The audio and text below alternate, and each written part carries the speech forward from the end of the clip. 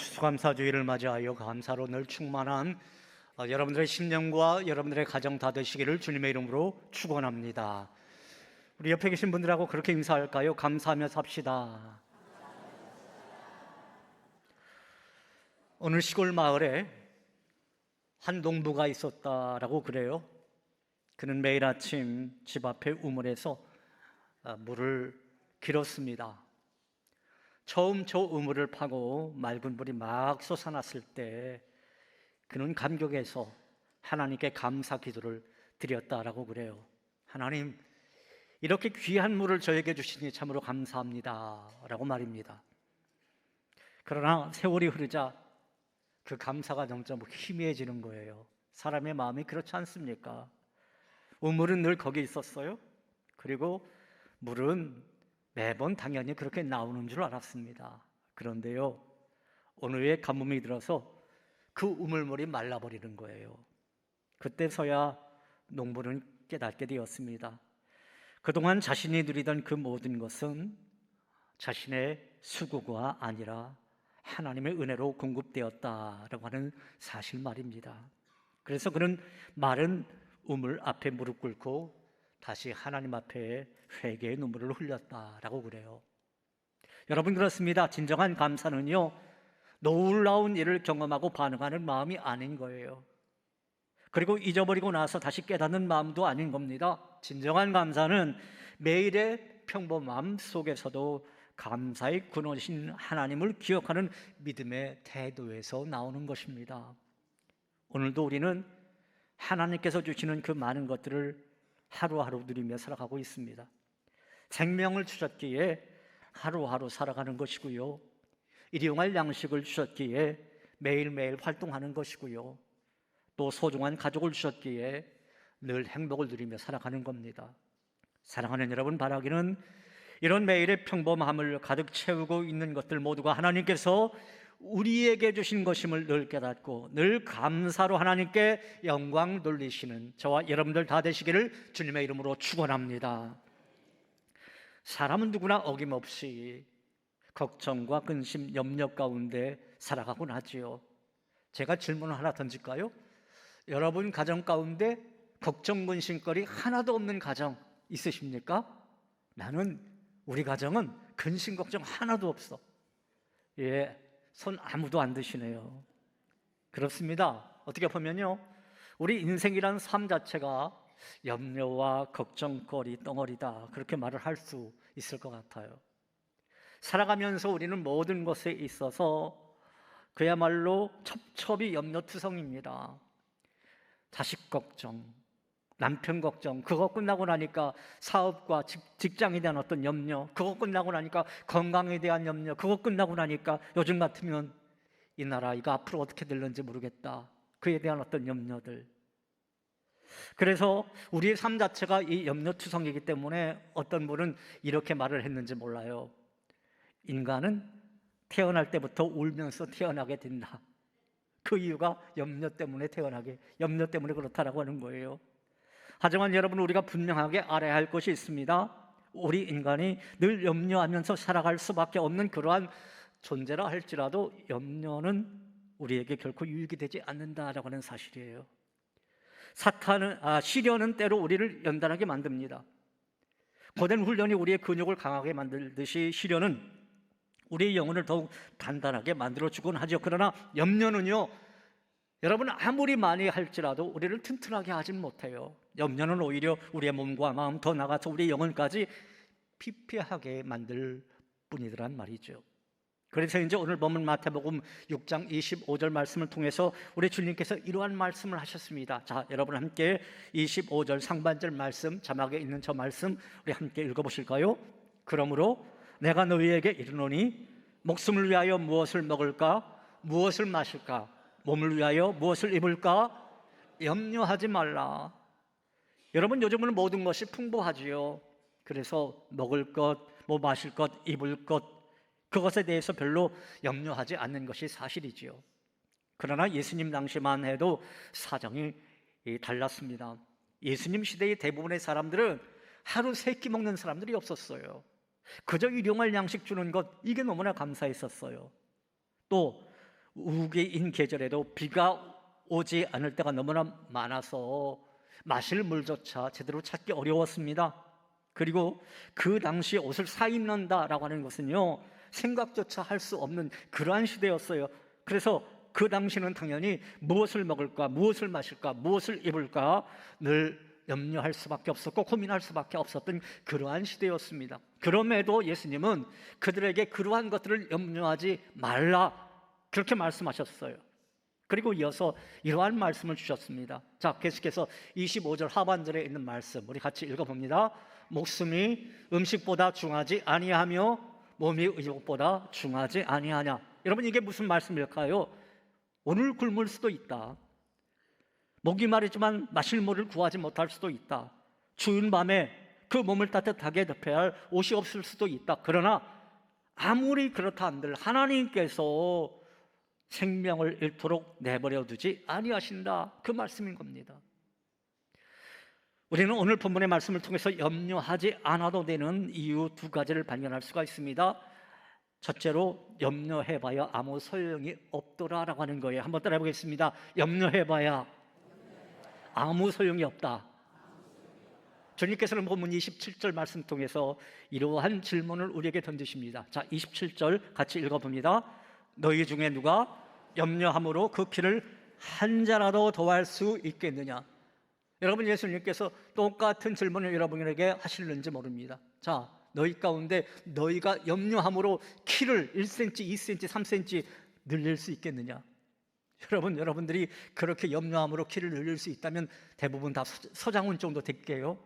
그거 아니지 않습니까? 염려한다라고 해서 키를 한 자도 늘릴 수 없더라. 우리가 염려함으로 상황을 변화시킬 수 있다면 정말 머리에 띠를 둘러매고서 밤새도록 염려해도 괜찮습니다. 그런데 우리가 염려한다고 해도 바뀌는 거 하나도 없더라라고 하는 거예요. 그저 내 몸만 상하고 내 마음만 아플 뿐이죠. 염려해봐야 우리에게 주어지는 이익이 하나도 없기에 염려해봐야 아무 소용이 없다라고 하는 것입니다. 우리가 염려할 필요가 없는 두 번째 이유는 우리에게는 하나님이 계시기 때문인 것입니다. 여러분, 한번 따라해 보겠습니다. 우리에게는 하나님이 계시다. 예수님은 이렇게 말씀하십니다. 하나님은 들의 백합화를 자라게 하는 분이시다. 누군가가 애써 가꾸지 않아도 예쁜 꽃을 피우고 아름다운 향기를 나게 하시더라라고 하는 거예요. 하늘을 날아다니는 새도 그렇습니다. 누가 새에게 먹이를 주기 위해서 농사 짓지 않습니다. 여러분, 새들이 굶어 죽을까 봐 다 불러들여서 먹이를 먹이는 그 농부 보셨습니까? 그런 농부 없잖아요. 가만히 두어도요, 하나님께서 하늘을 나는 새를 다 돌아보십니다. 이 말씀을 하시면서 예수님께서 우리에게 결론적으로 어떤 말씀 하시는지 아십니까? 너희는 이것들보다 귀하지 아니하냐. 하물며 너희일까 보냐. 이렇게 말씀하세요. 하물며 너희일까 보냐. 들의 백합화를 가꾸시고 기르시는 그 하나님께서 우리를 왜 버려두시겠느냐, 그 말씀인 거예요. 하늘을 날아다니는 새에게도 먹을 것을 주시는 그 하나님께서 우리를 굶어 죽게 하시겠느냐, 그 말씀인 겁니다. 물론 배고파 힘들 수는 있죠. 그러나 하나님께서 굶어 죽게 하시지는 않게 하겠다, 그 말씀인 거예요. 그러면서요, 본문 30절 마지막 부분에 우리 주님께서 힘주어서 이런 말씀을 하십니다. 자, 어떤 말씀을 하셨습니까? 같이 이 말씀 읽어봅니다. 믿음이 작은 자들아. 믿음이 작은 자들아. 그러니까 먹을 것 걱정하고 무엇을 입을까 걱정하는 것은 믿음이 없는 자들의 모습이다, 그 말씀인 거죠.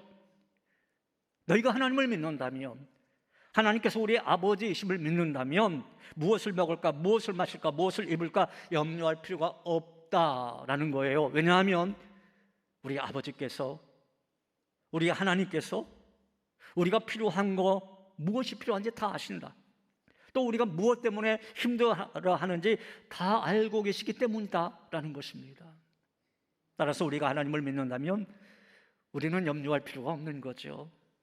그래서 오늘 본문, 또 다른 본문인 빌립보서 4장 6절 7절 말씀을 통해서 우리 주님께서 주시는 말씀이 있습니다. 자, 이 말씀 같이 읽어봅니다. 아무것도 염려하지 말고 다만 모든 일에 기도와 간구로 너희 구할 것을 감사함으로 하나님께 아뢰라. 그리하면 모든 지각에 뛰어난 하나님의 평강이 그리스도 예수 안에서 너희 마음과 생각을 지키시리라. 할렐루야. 여러분, 그렇습니다. 우리가 해야 할 일은 염려가 아니라는 거예요. 하나님께 기도하는 겁니다. 하나님께 기도하면 모든 지각에 뛰어나신 하나님께서 우리에게 가장 필요한 것이 무엇인지를 아시고 가장 적절한 것을 또 공급해 주신다라고 하는 거예요. 때로 하나님께서 우리를 굶게 하실 수도 있겠죠. 또 마실 물이 없어 고통당하게 하실 수도 있겠죠. 겉옷이 없어 추운 밤에 떨며 밤을 지새게 하실 수도 있겠죠. 그러나 분명한 것은요, 그러한 때에도 하나님께서는 우리를 세밀하게 감찰하신다라는 겁니다. 내 사랑하는 자녀에게 이것이 필요하겠구나, 바로 저것이 필요하겠구나, 하나님이 다 계수하신다라고 하는 거예요. 그리고 결코 하나님은 우리를 버리지 아니하신다. 그 순간에도 하나님께서는 우리를 당신의 품에 꼭 안아주시면서 우리를 위한 크고 놀라운 계획을 세우고 계신다라는 것입니다. 여러분이 염려함으로 부도날 위기에 있는 회사를 다시 일으켜 세울 수 있다고 한다면 여러분 밤새도록 염려해 보십시오. 여러분들이 염려함으로 몸이 건강해진다면 더 많이 염려해 보십시오. 여러분이 염려함으로 우리의 신앙이 더욱 아름다워진다면 얼마든지 염려하십시오. 그러나 오늘 하나님께서 이렇게 말씀하십니다. 아무것도 염려하지 말고 어떻게 하라고요? 다만 기도와 간구로 구할 것을 감사함으로 하나님께 아뢰래요. 오히려 감사함으로 하나님께 아뢰래요.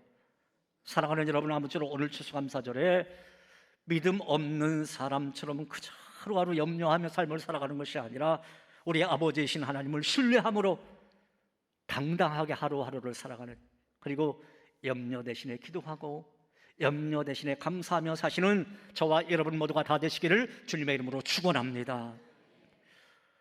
여러분, 인생의 생사화복을 홀로 주관하시는 분은 누구십니까? 하나님이시죠. 우리의 앞날은 누구의 손에 달려 있는 겁니까? 하나님의 손에 달려 있는 겁니다. 옛날 그 CF에 보면 이 손 안에 있습니다 라고 하잖아요. 여러분은 누구의 손 안에 있는 거예요? 하나님의 손 안에 있는 것 아니겠습니까?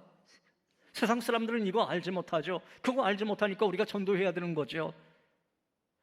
그들은 내일 일을 염려합니다. 그런데 우리는 하나님이 우리의 선한 목자이심을 아는 사람들이잖아요.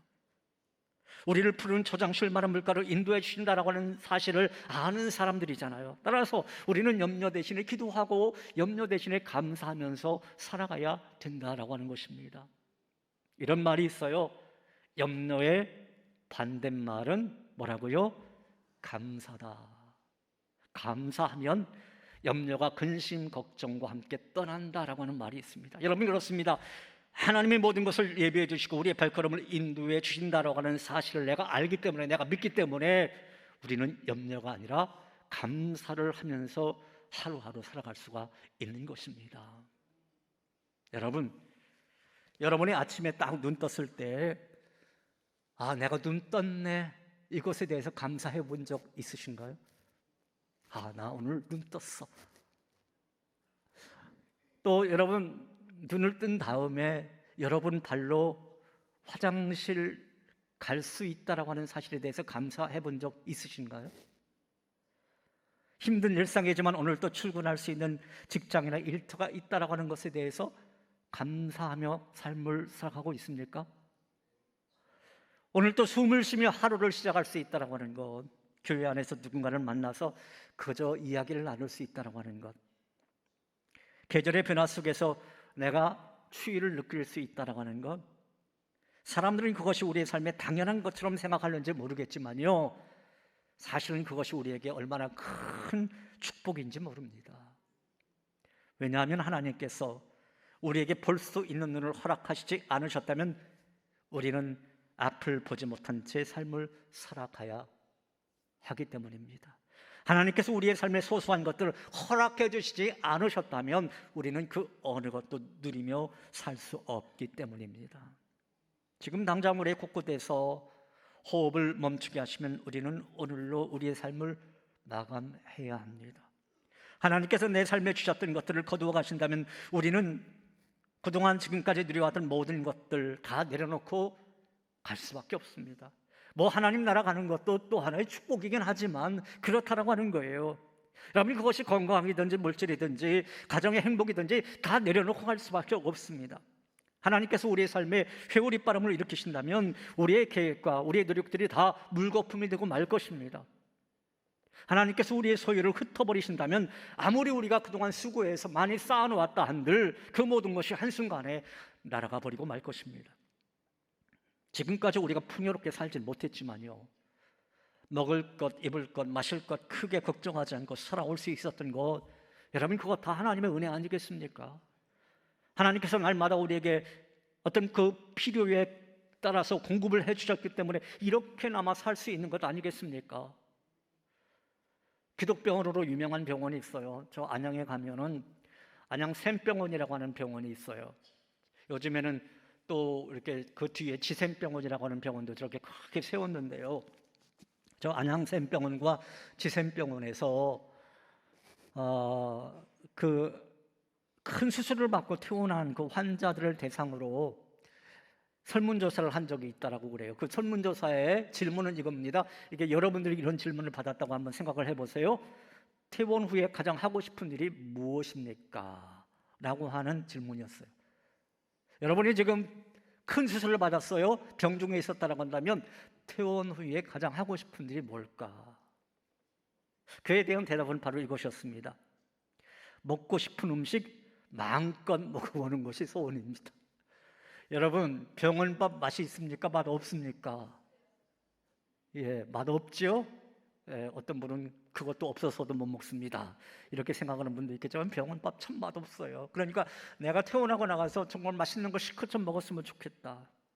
또 어떤 분은요, 야외에 나가서 혼자 걷기도 하고 혼자 뛰어보는 것, 이게 소원이다.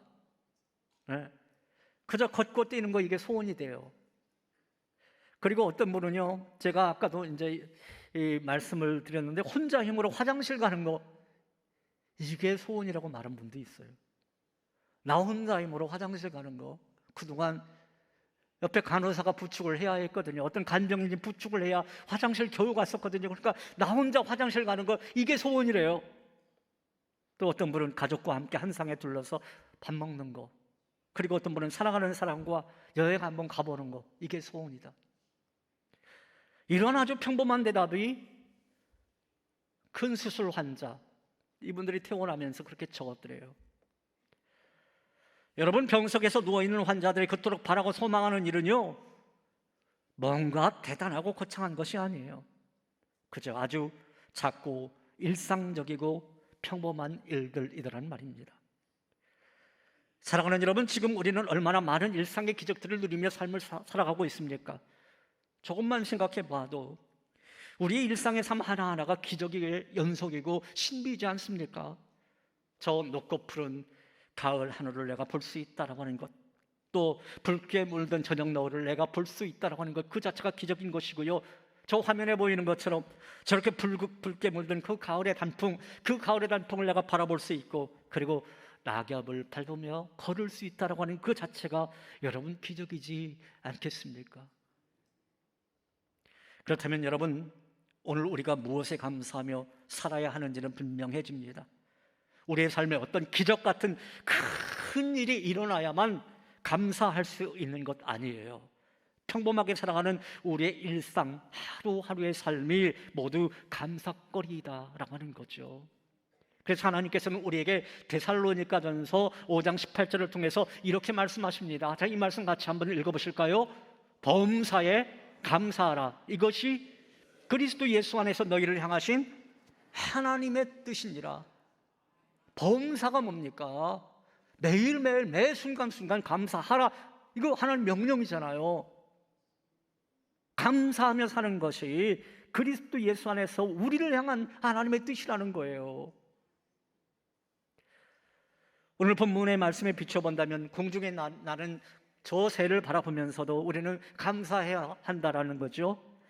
아, 하나님, 공중의 새도 저렇게 먹이시는 하나님께서 오늘 나에게도 삶을 살아가는데 꼭 필요한 것을 채워주실 줄로 믿습니다. 하나님, 그저 감사합니다.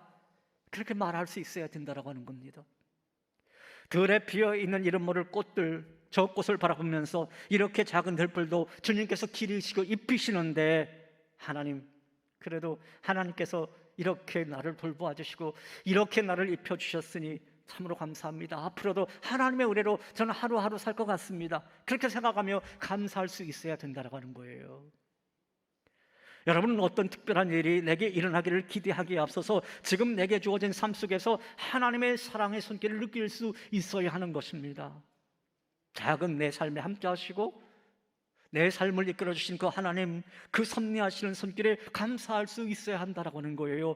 그것이 믿음으로 사는 사람들의 모습인 것입니다. 아무쪼록 사랑하는 여러분, 우리의 삶을 통하여 그런 감사하는 마음이 충만하시기를, 그래서 우리의 삶에 가득 임하여 역사하시는 하나님의 은혜를 여러분 더욱 풍성히 누리시는 은혜가 있기를 주님의 이름으로 축복합니다. 이제 저의 사소한 이야기를 나누면서 말씀을 정리하고자 합니다. 지금도 저는 항암주사를 맞기 위해서 2주일마다 세브란스 암병원에 가곤 합니다. 암병원에 가면은 먼저 체열을 해요.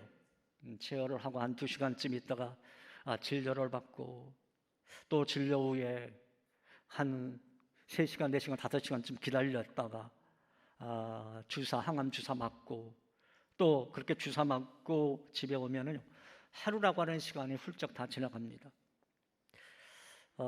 그리고 옛날에는 2박 3일 그렇게 주사를 맞았었는데 1년 전부터는 여러분들이 기도해 주시고 또 협력해 주어서 열흘 동안은 그 약을 먹곤 하지요. 아무튼 이게 2주마다 병원에 가는 이것은 제가 11년 동안, 이제 12년째 반복되어지는 저의 삶입니다. 그래서 저는 늘 삼각형 그리며 삶을 살아간다, 그렇게 말을 해요. 집과 교회와 병원, 이 삼각형만 그리고 지금 햇수로 12년째 그렇게 삶을 살아가고 있는데요. 어느 날도 이제 항암 주사실 앞에서 제 순서를 이렇게 기다리고 있는데, 요즘 정말 오랫동안 기다려야 항암 주사 맞을 수 있었어요. 있어요. 옛날에는 그렇게 많이 안 기다렸는데 요즘 너무 많이 기다려야 됩니다. 아무튼 그렇게 대기하고 있는데 어떤 분이 저를 딱 바라보면서 저에게 말을 건네더라고요. 사장님, 항암 주사 맞는 동안 많이 힘드시죠? 저에게 그렇게 말을 하더라고요. 저는 항암 주사 맞는 동안에 며칠 동안은 밥을 한 끼도 못 먹었어요. 저 오늘 이제 마지막 항암 12차인데 이제 밥 좀 먹을 수 있겠네요. 사장님도 잘 견디세요? 그런데 지금 항암 몇 차 맞고 계신가요? 이렇게 물어보시더군요. 아마도 그분은 항암 12차, 대개 항암 12차면 항암이 끝나요. 6개월. 이게 타스거든요. 대개 끝납니다. 12차면. 그러니까 정말 기분 좋은 마음으로 옆에 저를 딱 보니까 초보 같거든요. 여러분, 제 얼굴이 항암한 사람 같지 않잖아요. 초보 같고 막 그러니까 저를 좀 위로하기 위해서 또 본인이 선배랍시고 그렇게 그런 질문을 했던 거예요. 항암 몇 차세요? 그래서 제가 가만히 세봐도 제가 항암 몇 차인지 모르겠어요. 여러분, 솔직히 저 몰라요. 요즘 잊어버렸어요. 옛날에 이렇게 메모하다가 하도 많아서 잊어버렸어요. 그래서 저 몇 차인지 몰라요. 제가 그랬더니 그분이 그것도 몰라요? 그래요. 그건 세고 있어야지 그것도 몰라요. 그래서 제가 지금 항암 260차인지 70차인지 270차인지 정확히 몰라요. 그래도 저는 감사하게 그냥 밥 잘 먹고 있어요, 이렇게 말을 했더니 이분이 깜짝 놀라는 거예요. 이해할 수 없다라고 하는 듯이. 그러면서 항암 치료 그렇게 오래 해도 그렇게 얼굴이 멀쩡해요?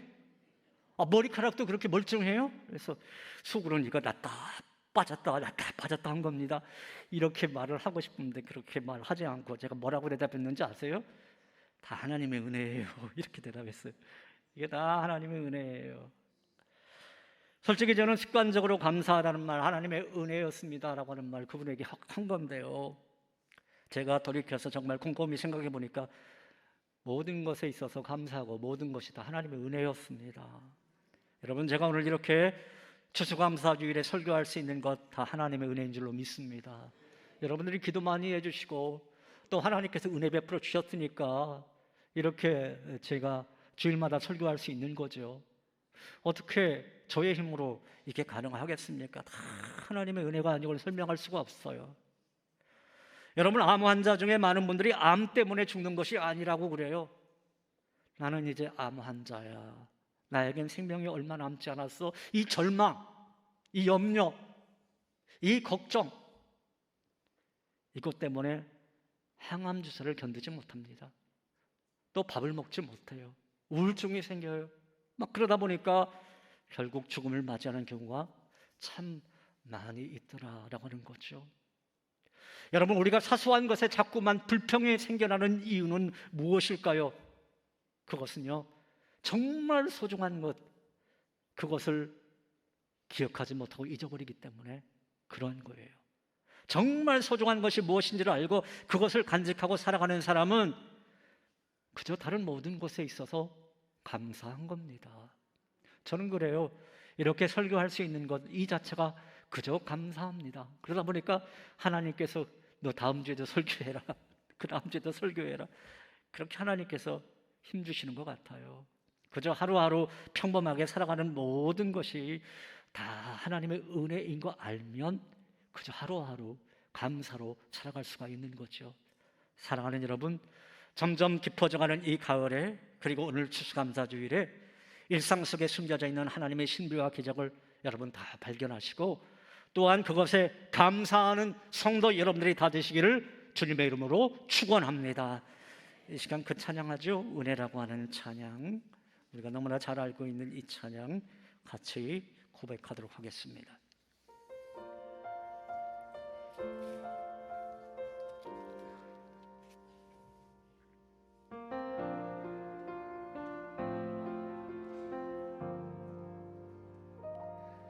내가 누려왔던 모든 것들이,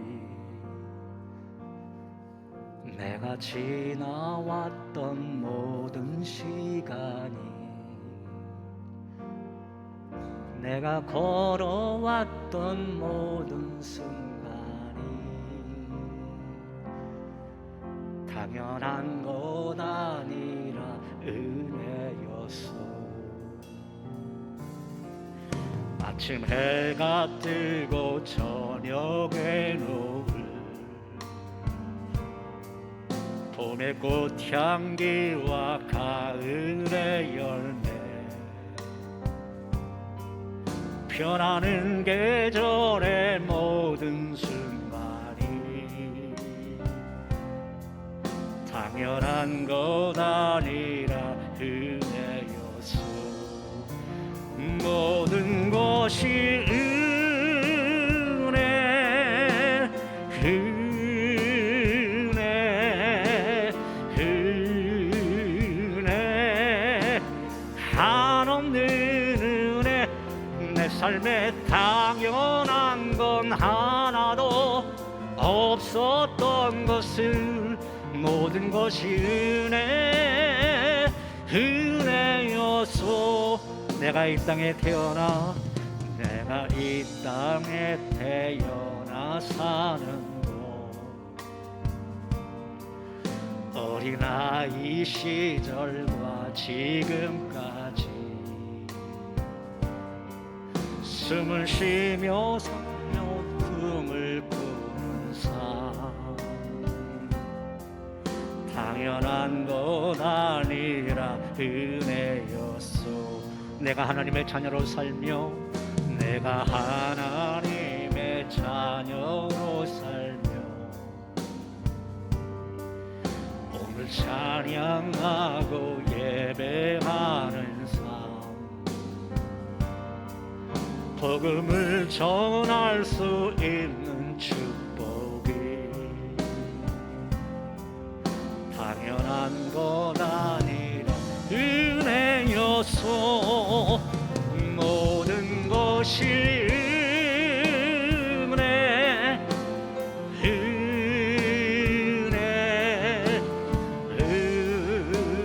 은혜, 한없는 은혜.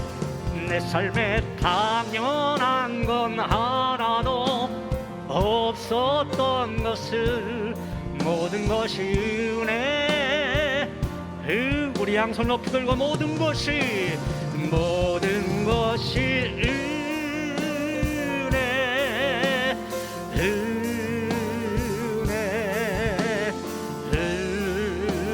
은혜, 한없는 은혜.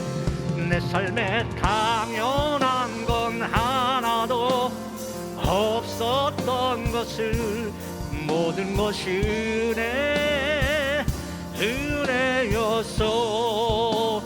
모든 것이 은혜, 은혜,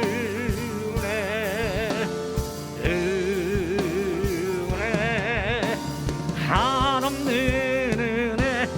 내 삶에 당연한 건 하나도 없었던 것을 모든 것이 은혜, 은혜였소.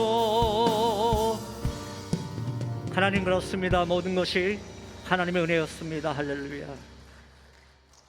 제가 언젠가 이 말씀 드렸던 그 기억이 있는데요, 유치부 선생님께서 유치부 아이들에게 이런 질문을 던졌어요. 누가 선물을 주시면 뭐라고 해야 할까요? 그 유치부 아이들이 이제 머뭇거리자 선생님이 힌트를 주었습니다. 끝이 가짜로 끝나요. 그러자 한 아이가 알아차렸다라는 듯이 대답을 했습니다. 감사합니다예요. 그리고 또 다른 아이가 대답합니다. 고맙습니다예요. 그런데 이때 어떤 남학생이 손을 딱 들더니 이렇게 대답하는 겁니다. 뭘 이런 걸 다.